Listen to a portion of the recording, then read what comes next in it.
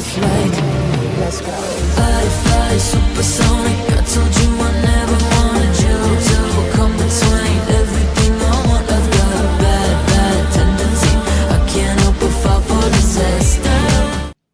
Hello, I'm David Hackoff. I'm the Executive Director of NewFest, and I am so thrilled to welcome you to this exclusive conversation with the cast and creator of Young Royals on Netflix.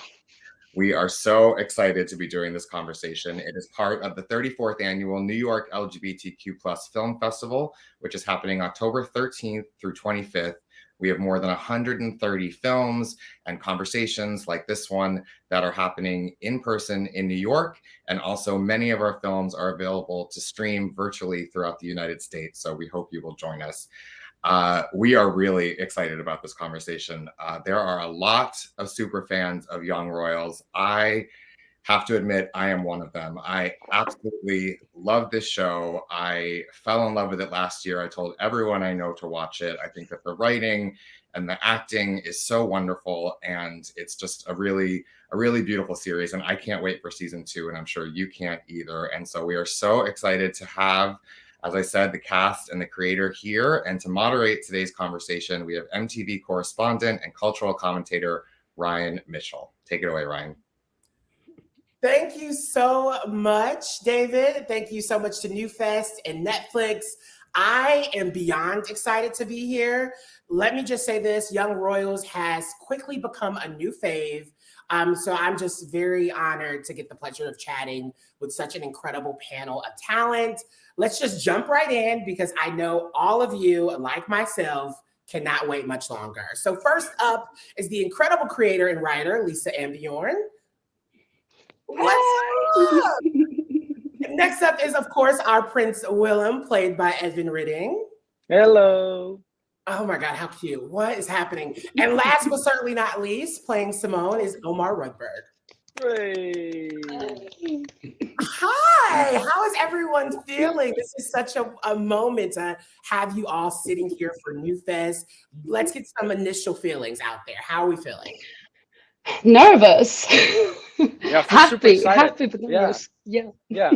It's good description. Yeah, happy but nervous. I'm also like being watched by my mother here, the queen. She's right here. So everything's under control. I mean, one thing about her, from what I've learned from the show, she is watching your every move. Yes, she is. She is. Before we dish all Love about you, Mom. But before we dish all about season 1 and of course season 2, actually I want to start with Lisa. As the creator and writer on the show, can you talk about the moment you knew Edvin and Omar were your Willem and Simone? Oh wow, yeah. I mean, it was pretty straightforward when they did their first camera test together. It was really hard. Like, we did a very wide search in the casting, and there was so many different like capabilities we needed in these characters. I mean, with like Simon being a singer, and the prince obviously having to have this very like sensitiveness, but still this like able to go into this like role that he has been given.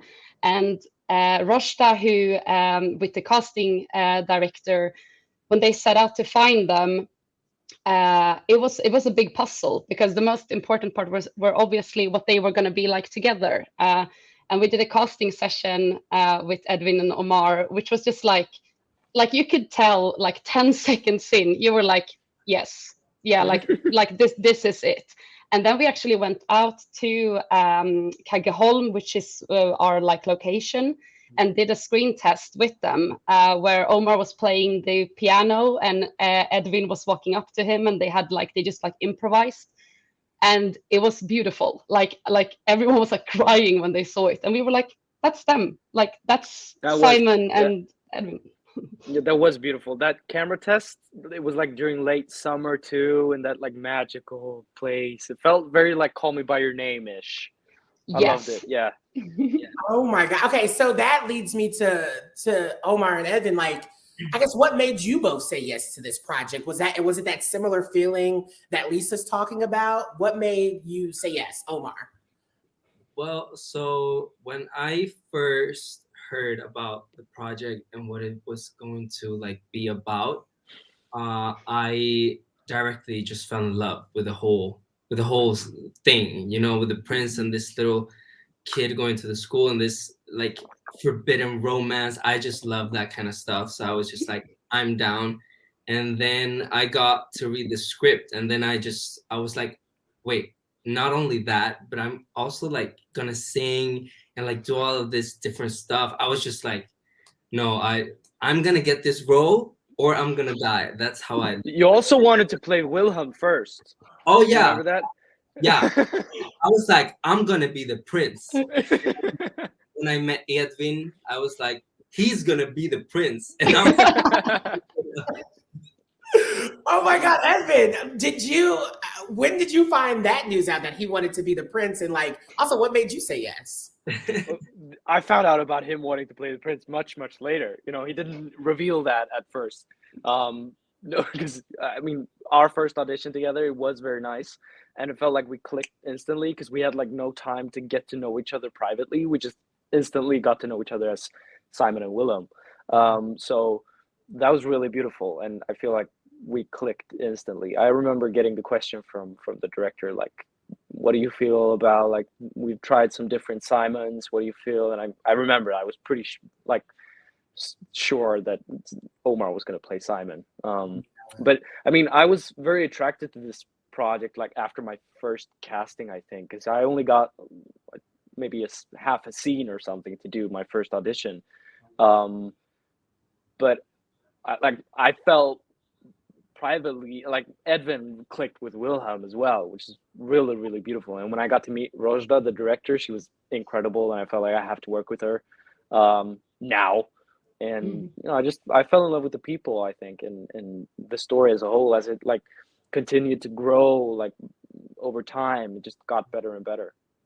It most definitely did, and it's so beautiful to watch how this story progressed. And Edvin, I mean, you've been acting since you were a little boy. So what does it feel like to be in such a big hit at this stage in your career? Is it, I'm assuming, surreal? Of course. It's very, very surreal. And although we're very proud of what we've done, I don't think any of us like expected this to happen.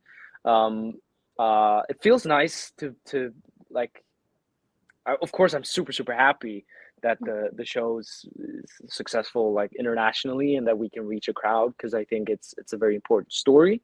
But for me as a person, it's also pretty terrifying. You know, what if I peak now and all that? But I don't think so. Trust me. You got so much more to do. And even Omar, I'm like, you spoke a little bit about this, like how Simon sings on the show, and you yourself, I mean, it's crazy. I heard your voice on the show, and then I went and stalked you all over social media and found out that you were actually an incredible artist. And I was like, what? So what does this mean for you? Did you enjoy those musical elements of this show? Yes, I mean 100%. Not only that, I really clicked with the character. I could relate to Simon like directly when I started reading the script and all of that. I felt a connection with my character Simon, and then I also get to do the other part, which is like the music, singing, you know, singing in harmony with like a choir. And I've never like sang in a choir before. Like me personally, I've never done that. So it was also like I got to learn how to actually like, I'm a pop singer and a little, you know, urban R&B kind of singer. Yeah. But I get to like translate that, right. Like okay. I get to translate that into like a whole different like thing. It was like a choir, so it was just magical to me to be a part of that and do all of that. Yeah, sure. And I think this is for everyone, because I want to look at this next question from obviously a writer perspective and the actor perspective, because season 1 was not only full of passion and suspense, but I think it tells such a pretty relatable queer coming of age story and figuring out identity. You know, did you all feel any pressures with making sure that these characters connected to audiences, right? Lisa, from your perspective, Was that a part of your process of being like, these have to feel authentic? Oh, 100%. And I think that both has to do with the team around, like behind the camera as well, that you have those experiences within your team, and that you're like, the good thing about a script is that everyone reads it in the film crew. So you are constantly getting feedback on anything you put out. And it's also a process. Like, I think the first scripts Edvin and Omar saw was like maybe the second version of the scripts, and then you like maybe write like 6 or 7 versions. So you are constantly adding in the value of the team and like, yeah, different experiences. And so that's one part of it. And then obviously also to have, I mean, obviously they're both absolutely gorgeous. All our cast is gorgeous, but they also look like people. Like they, you know, they are people you kind of gone to school with or who could be your neighbors. And I think that was really important to not make it too glossy. Just because we're in an upper class world doesn't mean we have to, you know, kind of make it seem like extreme, or there being 30-year-old actors playing 16-year-olds. So yeah. No, I think that's such a great point. And I mean, even for Simon and Willem, I mean, Omar, Edvin, like there is pressure of making sure that connection feels authentic. As actors, what did it feel like for you all to jump into these roles? And was there any of that pressure of being like, well, I hope this lands. I hope audiences get it. I mean, you'll always have that dilemma, like as an actor with every story. You want it to feel authentic. You want these people, these characters to feel like you as an audience can relate or sympathize or hate them or love them. You know, all of you start to discover new feelings. You know, and also with this, you know, we like when we shot season 1, we never like discussed the fact that this is going on Netflix. This could be like broadcast to an international audience. None of that. It was just like us telling a story as authentically as possible, which is the best way to make movies or TV series, I think. Yeah. And we were really in like our own bubble.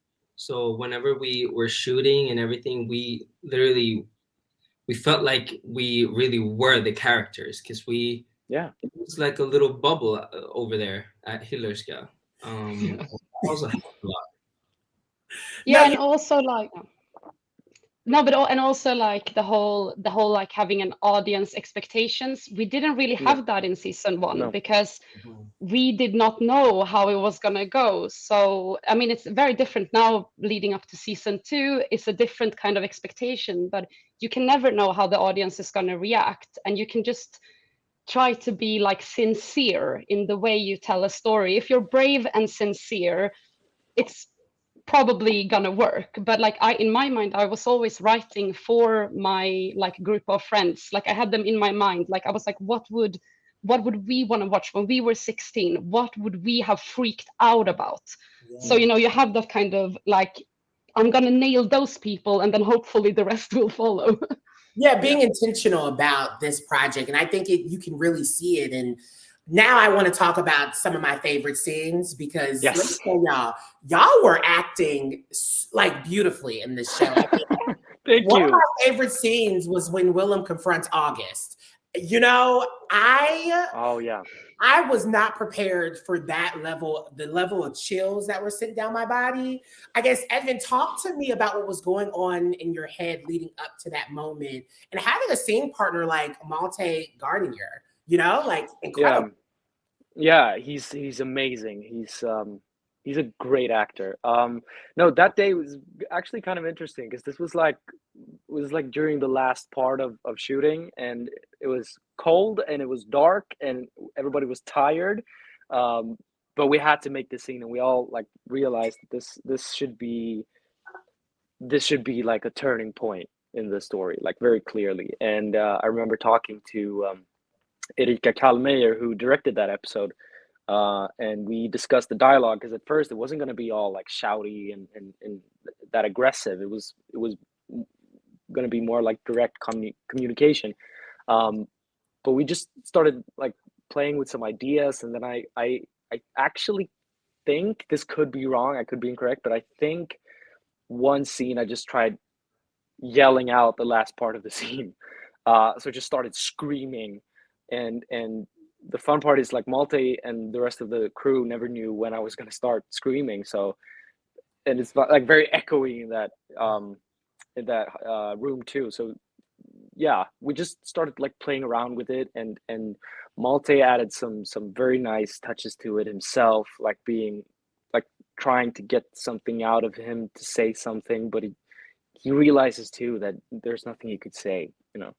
I think it's a There's great so much scene. shame. It's so much Yeah. shame in that scene coming from him and then being repelled back in this like. Yeah. And when Wilhelm finally gets to that point of being that upset, you're like, this needed to happen. Like this is the only and August can't say anything to salvage himself in that situation.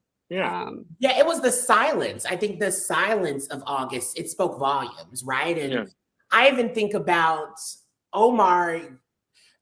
First of all, I love every scene that you and Edvin have, but I love the scenes between you and your sister, you know, played by, you know, Argentina, you know, like Sarah.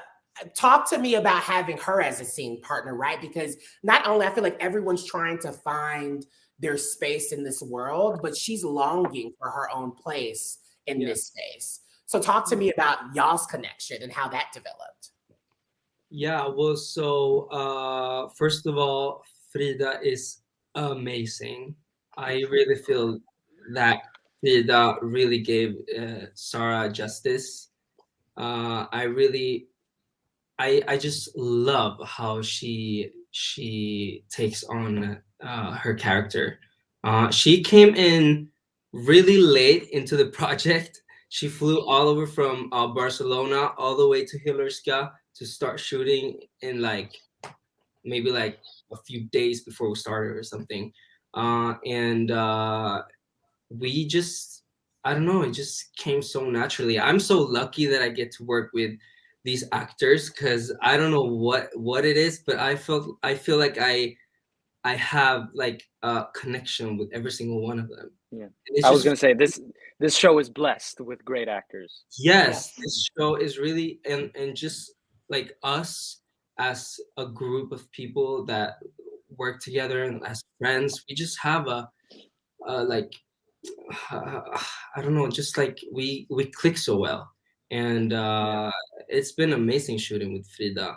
And I personally do not have siblings, so like to get to live in that little fantasy for a moment, having like a sibling like laying in the bed together talking about my new love, and she like hugs me and tells me like, please, you gotta tell me like who is it, have you guys kissed, all of that stuff.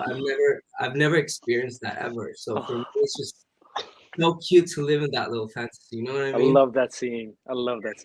No, it's so good. I feel like just watching you two together was just like chilling. And even with Sarah and Felice, you know, Lisa, I love that you made sure to create space for all of these characters to develop friendships. And I think, you know, Sarah and Felice's relationship is so significant. How do you see them evolving in season 2? Oh yeah, I mean, no. Firstly, we are truly blessed with our cast because I have never written something with so much confidence in that they are always gonna deliver. And you know, it's really hard because sometimes it's a lot of like pressure from the outside of the school that kind of comes in that has to like feel embodied by the characters, which can be really hard because it's like these kind of grown-up values like being pressured down on them. And it's so lovely then when you can actually give them really hard stuff sometimes as well to portray, and they all manage to do it so well. And Sarah and Felice, I mean, I think it's just so interesting. It's kind of like, because we always start, like the whole first season kind of start with putting up like our expectations of these types of characters, and very like a lot of prejudice and a lot of like, oh, this is, you know, the top dog August, and this is the top girl Felice, and this is the outsider Sarah, and you know, like it's very like stereotypical. And then you start like twisting and turning on them and like diving into their actual inner emotions. And I think one thing with their relationship, the girls, is that for me, when I went to school, the girls who were actually at the top, they didn't necessarily have to be like mean to kind of obtain their power. They had other people under them kind of doing that work, but they were just like, everyone was like, that's the coolest person. And everyone was like, yep, agreed, that's the coolest person. And so when Nikita came in, I mean, she's amazing as well. She just gives Felice like so much depth. And it was just so nice to like, because their first interactions are very like Felice being rude to Sarah because she's just in her own bubble thinking about her own issues with the horse and everything, and then kind of like finding this little like freedom through her development, like through her friendship with Sarah, which is felt very important. That's what happened to me in school. I got picked up by the cool girls in like end of like year 9, and they were suddenly like, oh, you're one of us. And I was like, what? Yes. Okay.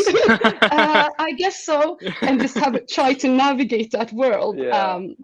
And a lot of love and a lot of like, I mean, you are a cool girl though, so it's kind of like you belong. Like, what do you mean? I'm confused. The biggest nerd. No, but I really want to kind of stay here and talk about that connection between the cast, right? Because were there like cast hangouts? Are there group chats? Like, how did y'all automatically develop these relationships? Especially because the fans have picked up on the closest. I mean, that Vogue digital cover y'all did, everyone was like, "You're so cute. You're so cute." Thank you. That's nice. We have a lot of fun together, and I think it's partly because we're all fun people, but also because we spend a lot of time together.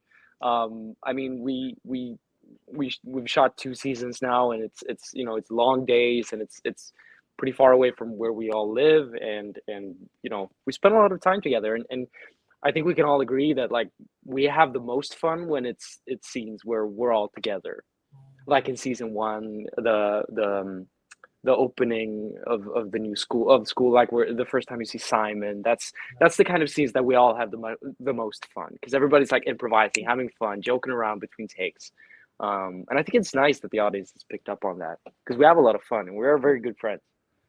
And also you have to remember, that was like the first season was shot during COVID, and they were like locked in this like castle outside of Stockholm together. Like there was no parties. There were parties. They were having parties, trust me.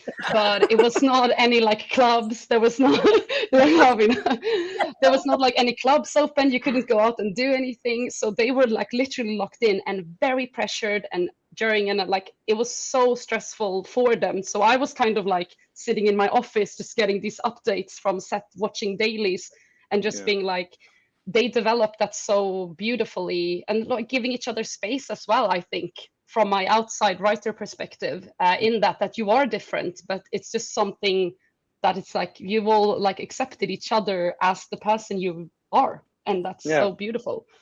Omar, what have you learned about yourself from playing Simon? Oh, wow. From myself. That's a really good question, Ryan. Girl, you know they pay me the big bucks to do this. Well, one thing that I want to say is that, well, maybe not learned, but maybe developed, I think, is that doing shooting Royals and everything, I've really learned how to accept how I look, and like being confident in my own skin, because there's been times where I've really felt out there, with barely any makeup on, with a huge camera right in front of your face.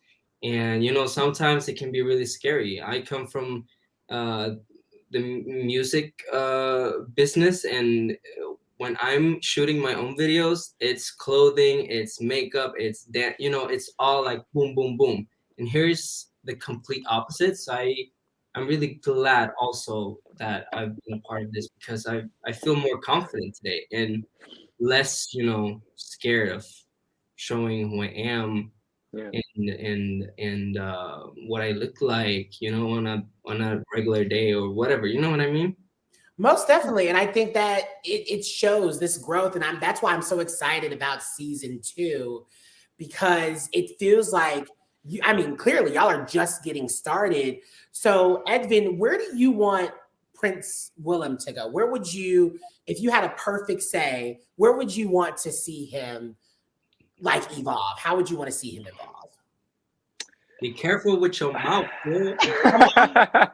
He's like, I didn't choose. Lisa forced me. You can manifest it. Just manifest it. That was no, but I mean, yeah, no, I mean, obviously, like, I'm not the one who spoils stuff, Omar. Yeah. The shade. Yeah, bring it, boy. Come on, spicy. No, but I mean, I think Wilhelm is a very, very complex person, and he's. I think that's partially due to him being Crown Prince of Sweden, but also him being a young boy growing up. You know, figuring himself out, figuring out his sexuality, figuring out like what he likes to do, who he is, all of that stuff, what kind of music he likes. You know, I was actually thinking about that the other day. I'm gonna post ahead of season 2. I'm gonna like post the playlist I made for Wilhelm for season 2, so people can listen to it. Yeah. Oh, wow. But no, I like to see him like evolve, obviously, as a person, and you never know what that means, like him evolving. Obviously, he loves Simon. He wants to be with Simon. Is that possible? Is he prepared to give up the crown or not? You know, these kinds of decisions have to be like impulsive from him, and I think that's what the audience deserves to see. Yeah, and I mean, Lisa, it feels like that's a good answer. That was a great answer. You did that. Lisa, I think what was so incredible about that last scene in the final episode was this moment where, you know, Wilhelm finds out that his mom, the queen, already knew, and already it felt like there was this betrayal, right? I wonder, have you and the writers imagined an endpoint for the series? Have you imagined how Wilhelm, you know, owns this world that he's in, where he's not feeling walked over or betrayed? What's going on in your brain? Yeah, I think it's so interesting because most people, I mean, everyone has expectations on them, and that's obviously what we are telling in the story, like the differences between the expectations. And I think what's so unique about Wilhelm is that, okay, he's now the crown prince, but he's always been brought up to be a prince and to do the work and live life like a prince. And like Edvin was saying, I don't think he has figured himself out. Like, we were even sending tracks to each other when I was writing season 2, being like, I wonder if he would like find this track, or what would he like, what would his mind space be out after that big scene with Simon and the whole I love you, hope you have a nice Christmas thing, you know. That thing. And I had the beginning of season 2. I think I wrote the first draft of season 2 way before we got a green light on season 2, and because I just had this like, I was like, I know how it's going to continue, and we weren't even sure that we were going to get a second season, because you can never be, like, it's TV, you know. And I just like wrote it, and I realized like last day it was like 36 pages of just like, this has to happen. Like, we're going to have to take care of this character. I'm thinking that person is going to go in that direction, and then suddenly you sit there and you're like, oh no, this is going to happen, and it kind of feels. Sometimes it doesn't even feel like it's me. It's like the characters has evolved, and Edvin and Omar and all the cast have shaped them. So they're like talking in my head, which sounds like I'm crazy. But then they just do stuff. Suddenly I'm like, what are you doing? I have voices in my head. Yeah. But I'm like, why are you doing this? No, oh my God, he's going to say this. Don't say it, Simon. And then he says it. And you're like, oh, I am. If only we could all be in your brain, that would be incredible. But I mean, I'm also hoping that we see, you know, Simon step into his own power, right? He's at this cross path of, you know, his family and this relationship. It feels like, is he going to choose one or the other? Omar, what are you hoping? He's so scared right now. Sorry. I didn't hear what you said because you disappeared a little. It's okay. It's okay. Are you back now? Hello? Yes, I'm back now. Okay. Yeah. Oh my I was god. like, Way to I was dodge like, the question, I man. literally thought he froze just so he didn't have to answer the question. oh, Me too. no. I literally didn't hear anything. No, so I was saying that your character Simon is at this like interesting intersection of his family and this relationship with Willem. Where do you want, Simon to end up? Do you see him owning his power? Does he have to choose? What does this look like for you? I just feel like Simon just should stay where he's happy. Mm. And I just feel like I just see myself so much in him sometimes. So I just, without any spoils or anything like that, I love him and I just want him and his family to be happy. And so, yeah, no more comments about that. Well, he goes out on exploring himself. Like we can say that, obviously. Yeah. Like they are gonna, where they ended up, they are gonna have to do some exploring, and it's kind of like sometimes you have to lose yourself to find yourself.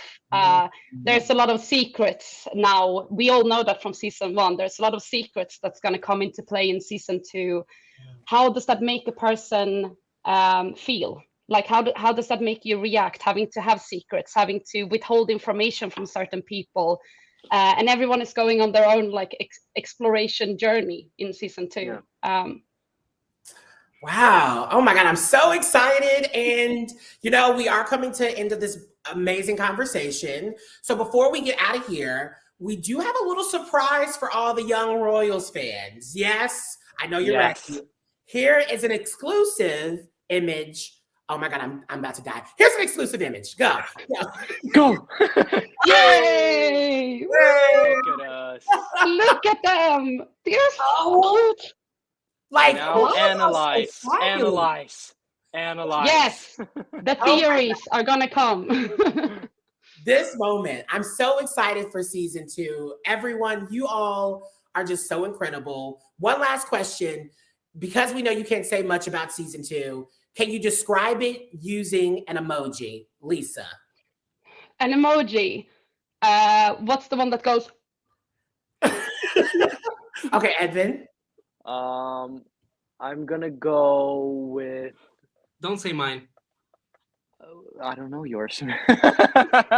I'm gonna go with maybe the that emoji with the very long. Mm-hmm. More like that. Yeah. Well, I'm gonna choose the one with the one that the head explodes. Oh yeah. Yeah. By the way, no, I'm gonna change mine. I want to do this one. You know that one? Yeah. I love that one. I love that one. And by the way, that was a fan question, so I had to sneak it in there for them. Very good. Very good. Thank you. Brilliant question. Seriously, y'all, thank you so much for joining. Thank you to NewFest. Thank you to Netflix for hosting. Lisa, Omar, Edvin. Y'all are Thank you, Ryan. This was so Thank you, Ryan. Thank you. You've been brilliant. Y'all are incredible. Once again, we can't wait for season 2. All right, y'all. Bye. Bye. Bye. Take care. Take care.